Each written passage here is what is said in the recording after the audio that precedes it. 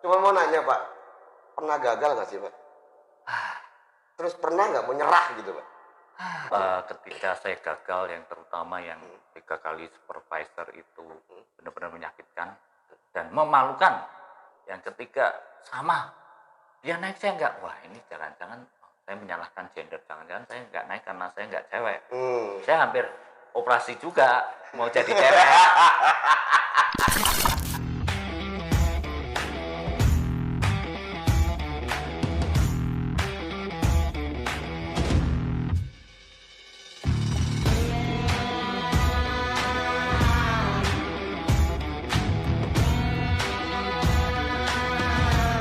Yo yo yo, what's up yo, wadidaw wakacau dulu Gusti. Jumpa lagi dengan saya Bayu Prakoso, Brand Manager Milenial di acara podcast Papi Bayu. Huha!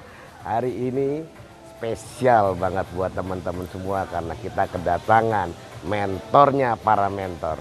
Dan juga kita di-endorse langsung, ini pertama kalinya podcast Papi Bayu di-endorse sama Sendok Supit Group. Kita dikasih tempat di Sinergi ya. Makanya jangan kemana-mana, tonton sampai habis. Ikut Papi Bayu.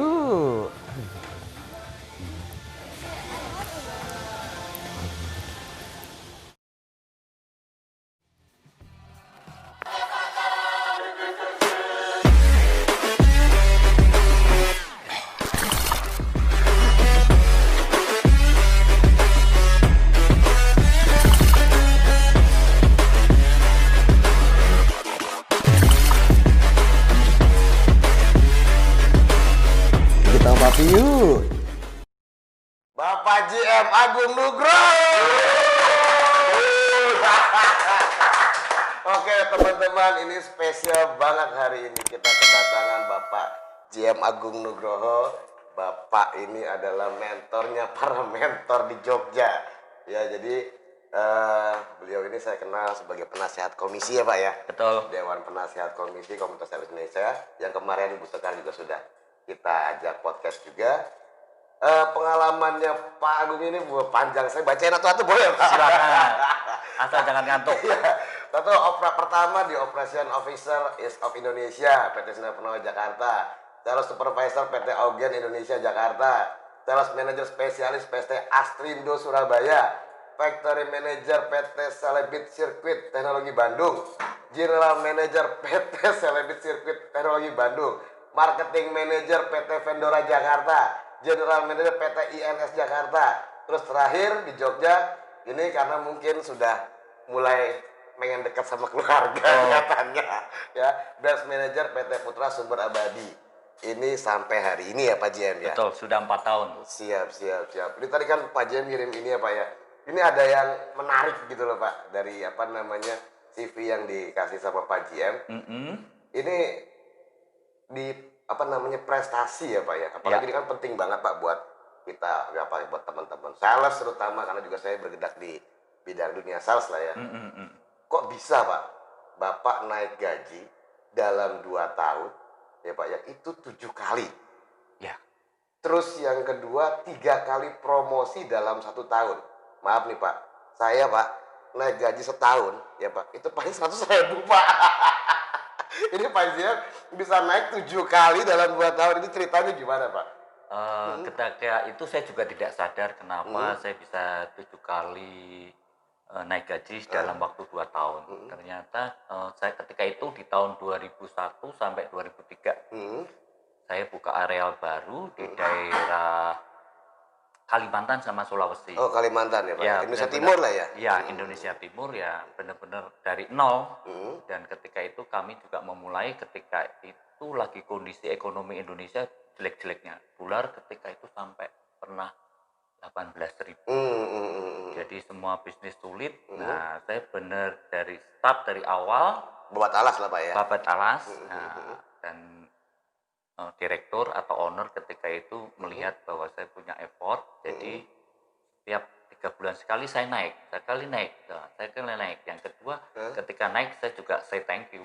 Mungkin karena say thank you plus berdoa jadinya naik lagi gitu. Bisa sampai 7 kali dalam 2 tahun. Dalam 2 tahun. Luar biasa. Terus 3 kali promosi dalam 1 tahun.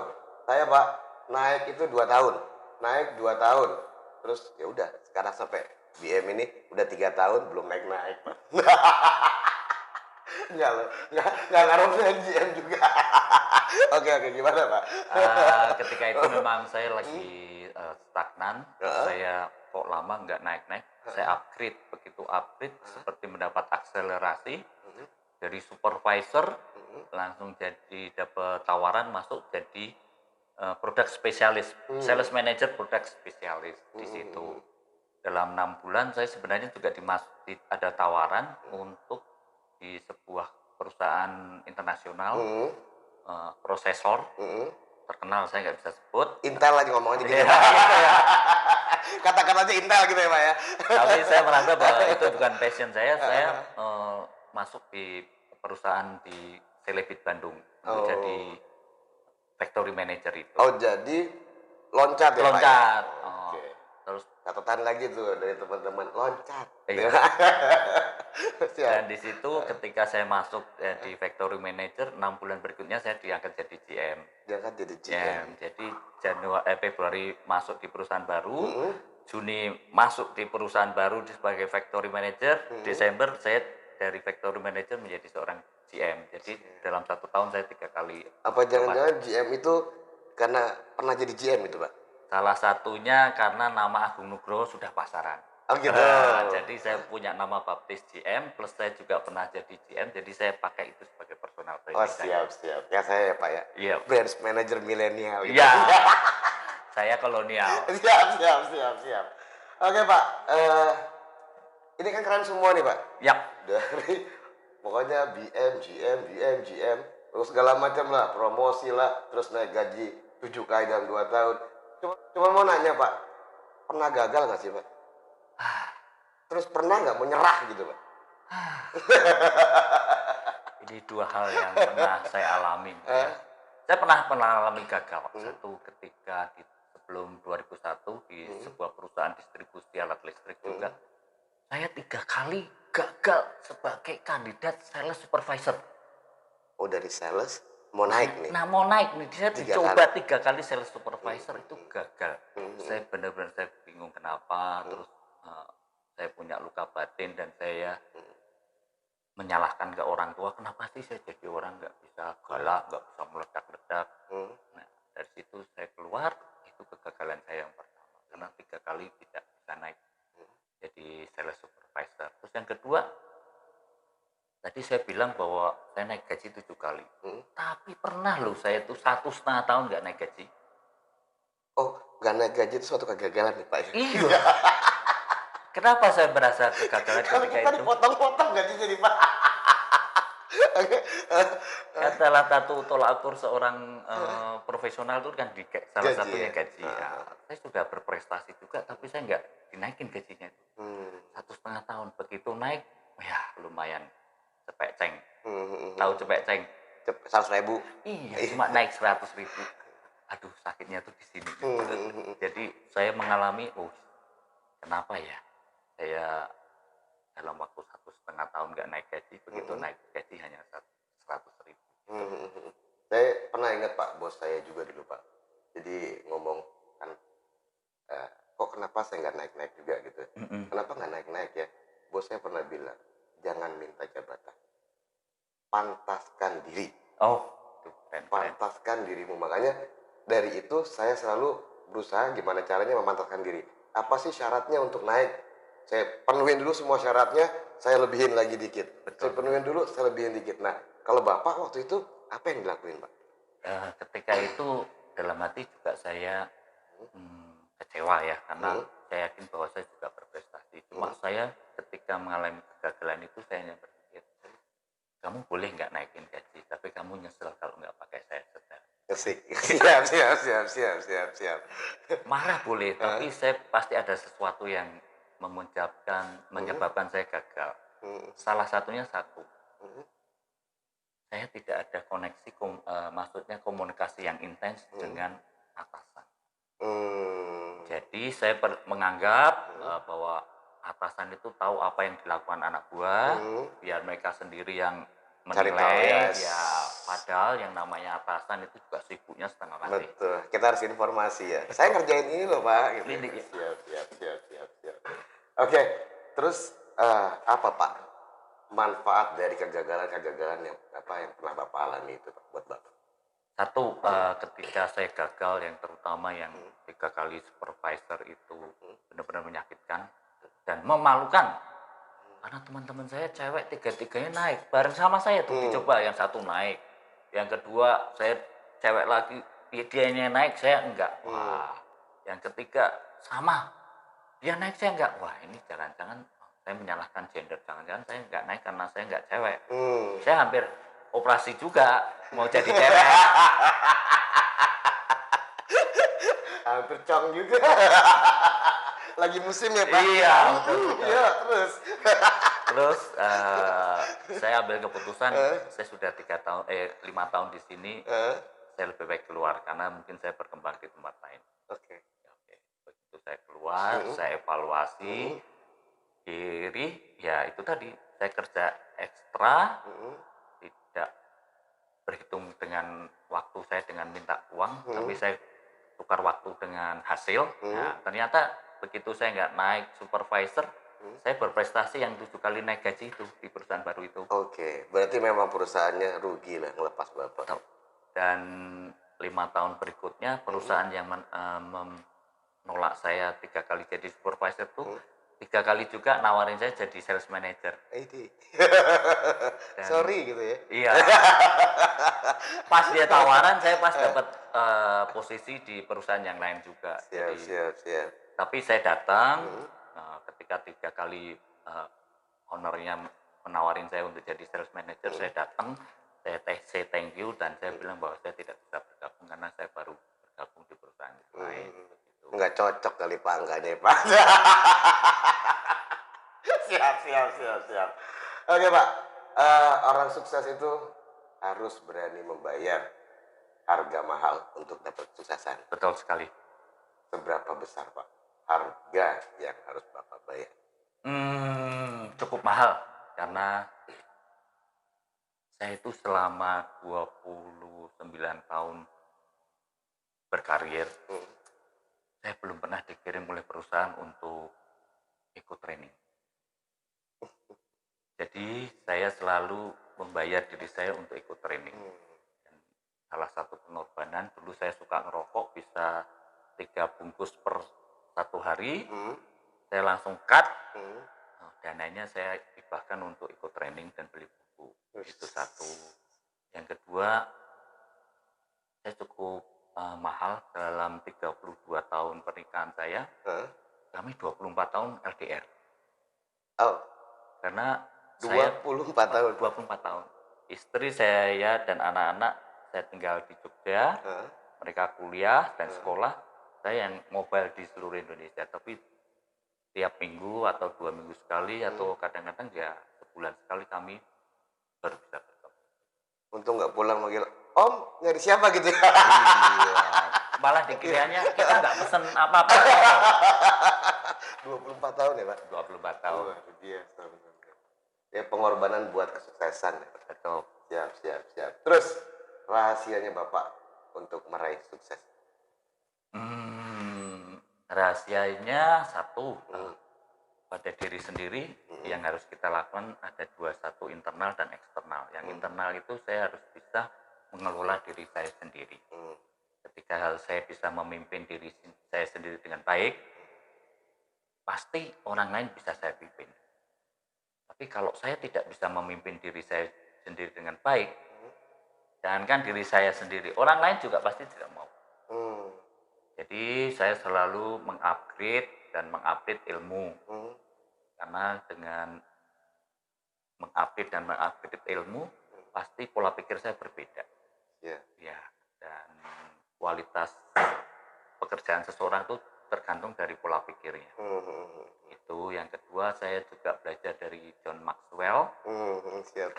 Gurunya manajer milenial ini juga. Iya.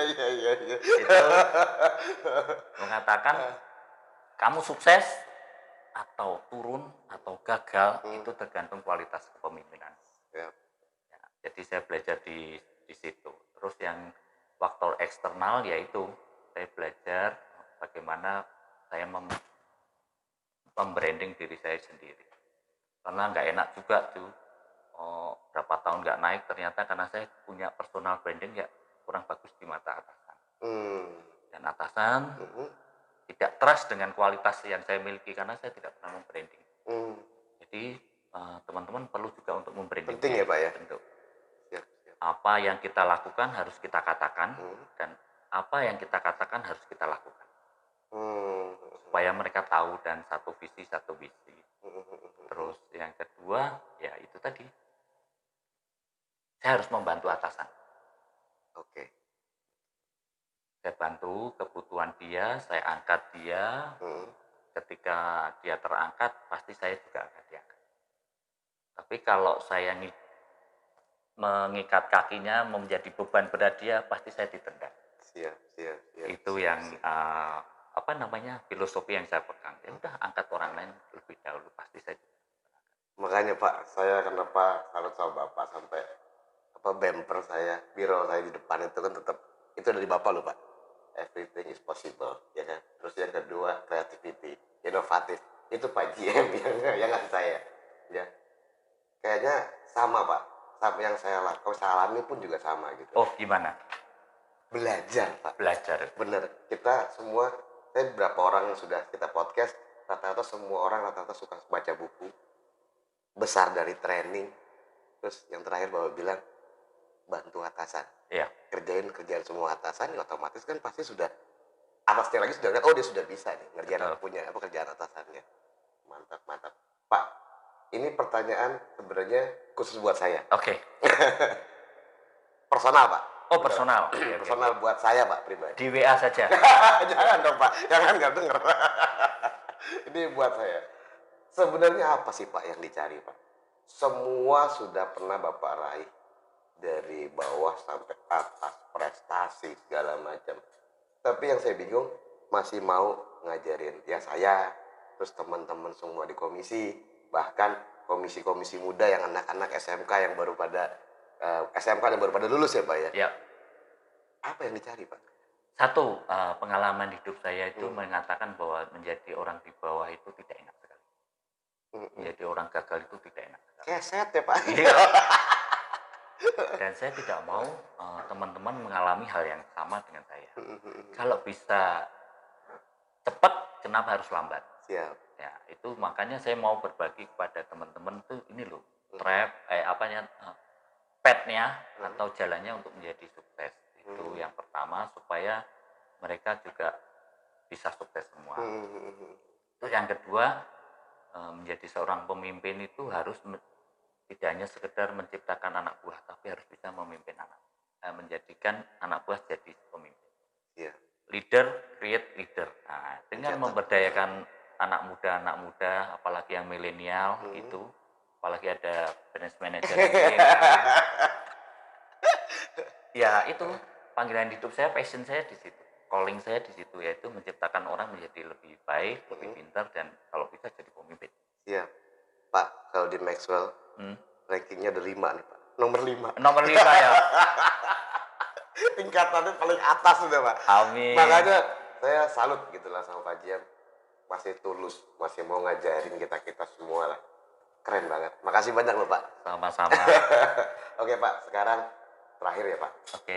Kasih pesan-pesan Pak buat teman-teman yang nonton podcast Papi Bayu. Teman-teman penonton podcast Papi Bayu yang milenial, jangan ikut saya yang kolonial, oke? Tetaplah belajar ya, karena dimanapun ada proses, disitulah Anda akan meraih sukses. Seorang leader harus loyal pada proses. Nikmatin prosesnya, terus belajar, selalu update dan upgrade ilmu. Keren. Maka Anda akan sukses. Keren banget Pak, keren banget Pak. Oke, teman-teman, ya kita perjumpaan spesial banget ya. Begitu juga karena Pak GM, tamu podcastnya sampai dari markomnya, Sendok Supit Group menyediakan tempat khusus kita di endorse. Pertama kalinya podcast Papi Bayu di endorse sama Pak ini. Pak Mas maunya dipanggilnya. Oke, kalau teman-teman masih pengen lihat lagi mentor-mentor keren, kece-kece ya, jangan lupa subscribe Pak ya. Subscribe, terus klik tanda belnya, terus sampai jumpa di video-video Papi Bayu berikutnya. Adios, salam olahraga. Thank you.